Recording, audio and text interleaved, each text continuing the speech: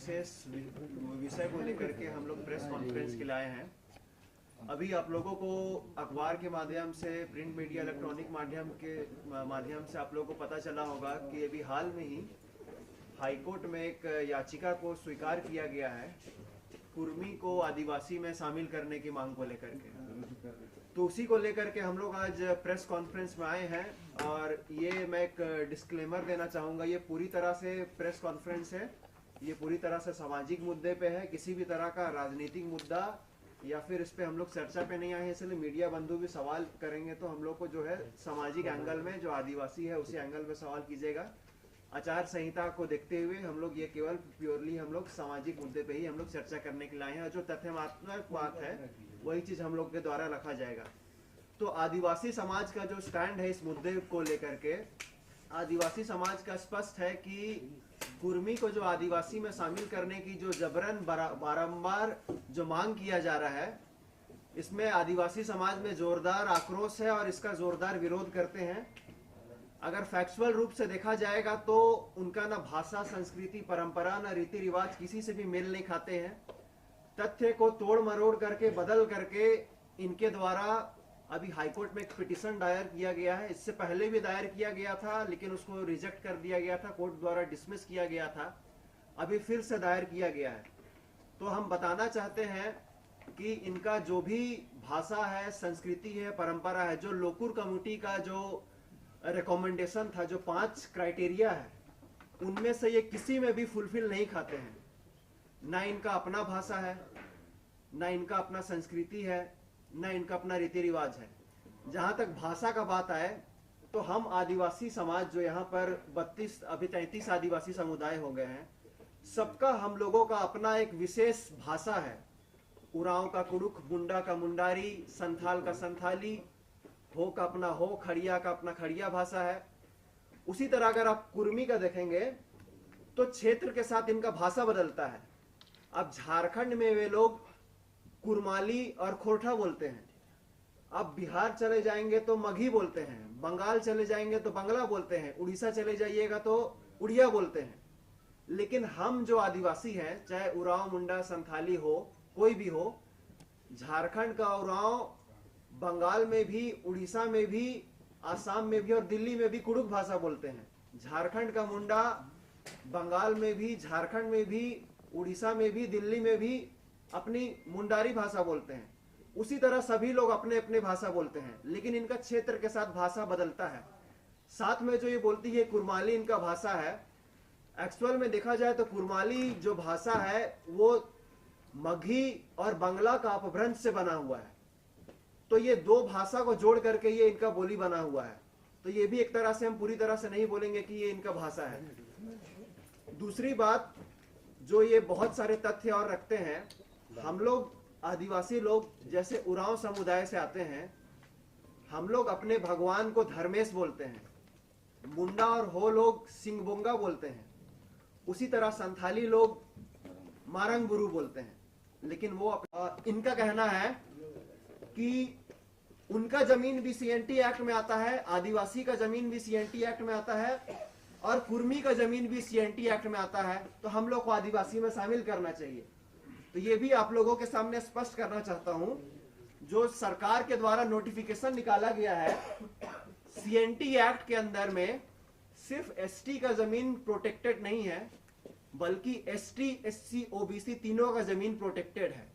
और ST list में कुल मिलाकर के 32 शेड्यूल ट्राइब कम्युनिटी का जमीन प्रोटेक्टेड है सीएनटी एक्ट के अंदर में।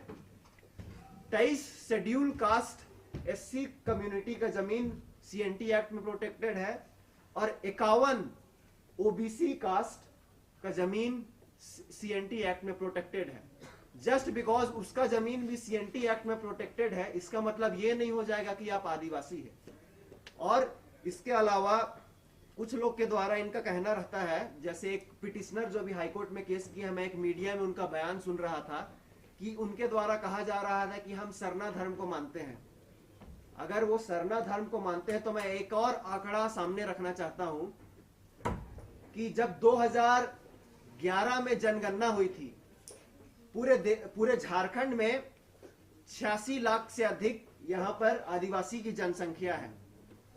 और जो सरना कॉलम में टिक करने वाले लोग थे, बहुत जागरूकता के बाद 49,57,000 करीब 49,57,000 लोग 2011 की जनगणना में सरना कॉलम में टिक किए थे।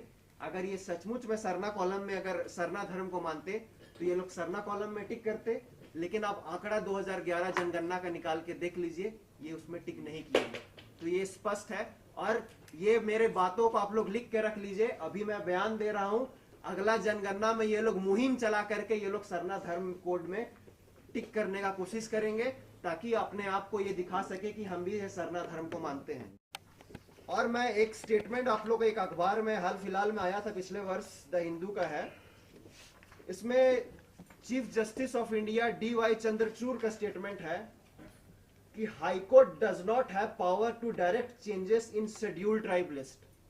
ये जो हमारे चीफ जस्टिस ऑफ इंडिया है सुप्रीम कोर्ट के, उनका यह स्पष्ट बयान है कि हाई कोर्ट, कोई भी देश का हाई कोर्ट किसी को अनुसूचित जनजाति में शामिल करने के लिए डायरेक्ट नहीं कर सकता है, कोई आदेश नहीं दे सकता है।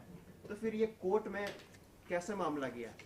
और आदिवासी समाज आप लोगों के माध्यम से, आज मीडिया बंधु के माध्यम से स्पष्ट कर दे रहे हैं कि जो हाई कोर्ट में केस स्वीकार किया गया है, आदिवासी समाज द्वारा उसमें इंटरवेन किया जाएगा। ये जो जजमेंट का एक वर्ष 2000 में कॉन्स्टिट्यूशनल बेंच द्वारा ये फैसला लिया गया था कि प्रेसिडेंट ही अपना आर्टिकल 342(1) के तहत प्रेसिडेंशियल नोटिफिकेशन निकाल करके वो किसी समुदाय को एसटी में इंक्लूड या एक्सक्लूड कर सकती है। तो ये हम हाई कोर्ट, सुप्रीम कोर्ट का जो कॉन्स्टिट्यूशनल बेंच का जजमेंट है, उसका रेफरेंस लेकर के हम लोग हाई कोर्ट में भी इंटरवेन करेंगे, और हम लोग फैक्चुअल रूप से सारी बातों को रख करके हम लोग यहाँ पर जो मुख्यमंत्री है उनको भी ज्ञापन देंगे, केंद्र में जनजातीय मामला के जो मंत्रालय है उस पर भी हम लोग ज्ञापन देंगे, president of India, prime minister of India, registrar general of India, national commission for scheduled tribe, सभी जगह हम लोग इसको ज्ञापन दे करके हम आगाह करेंगे कि ये मांग है, ये पूरी तरह से गलत है, ये राजनीति से प्रेरित है। यहाँ पर झारखंड के आदिवासी और मूल वासियों को बांटने का ये षड्यंत्र है, और कहीं ना कहीं जिस तरह से मणिपुर में घटना घटी है, उसी तरह से हूबहू यहाँ पर भी लोग इस तरह का मामला को उछाल का। आपको जैसे बताया कि 1965 में जस्टिस लोकुर ने रिकमेंडेशन किया था ट्राइबल कोड, उसमें 5 क्राइटेरिया जो दिया था।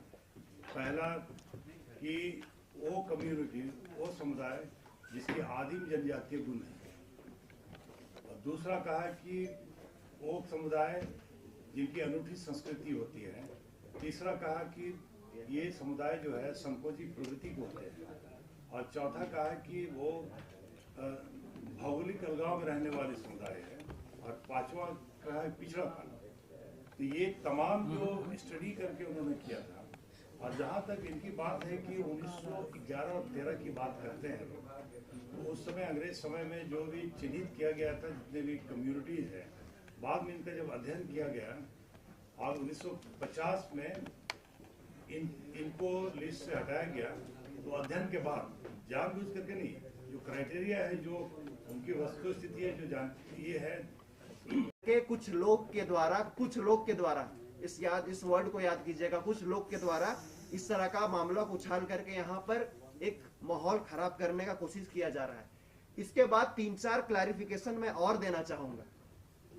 जैसे कि कुछ इनके नेता के द्वारा कहा जाता है कि अगर कुर्मी लोग आदिवासी में शामिल हो जाएंगे तो जो ये हमारा जो स्टेट है वो 5वीं अनुसूची से बदल करके 6ठी अनुसूची में हो जाएगा। बल्कि मैं आप लोगों को कुछ आंकड़ा देना चाहता हूं। सिर्फ पॉपुलेशन ही एकमात्र क्राइटेरिया नहीं होता है किसी राज्य को 6ठी अनुसूची में शामिल करने का। अभी वर्तमान में 6 शेड्यूल में कुल 4 स्टेट है, असम, त्रिपुरा, मिजोरम, मेघालय। मैं आप लोगों को बताना चाहता हूं कि असम में जो शेड्यूल ट्राइब की जनसंख्या है वो 12.4% केवल है। वो तो 50% से कम है, फिर भी वहां पर 6 शेड्यूल लागू है। इसके बाद आप त्रिपुरा में देखेंगे तो शेड्यूल ट्राइब का पॉपुलेशन 31.8 परसेंट केवल है, लेकिन फिर भी वो सिक्स शेड्यूल स्टेट में आता है। और यही नहीं, अरुणाचल प्रदेश जैसे राज्य, वहां पर आदिवासी की जनसंख्या 68.8% है, लेकिन फिर भी वो सिक्स शेड्यूल स्टेट में नहीं आता है। उसके बाद नागालैंड में 86.5% पॉपुलेशन है शेड्यूल ट्राइब का, फिर भी वो सिक्स शेड्यूल में नहीं आता है। तो ये इनके द्वारा जो ये बातें कही जा रही है कि हमारी जनसंख्या बढ़ जाएगी तो ये हम लोग सिक्स शेड्यूल में हो जाएंगे, ये पूरी तरह से गलत है, इसको हम खारिज करते हैं। दूसरी बात,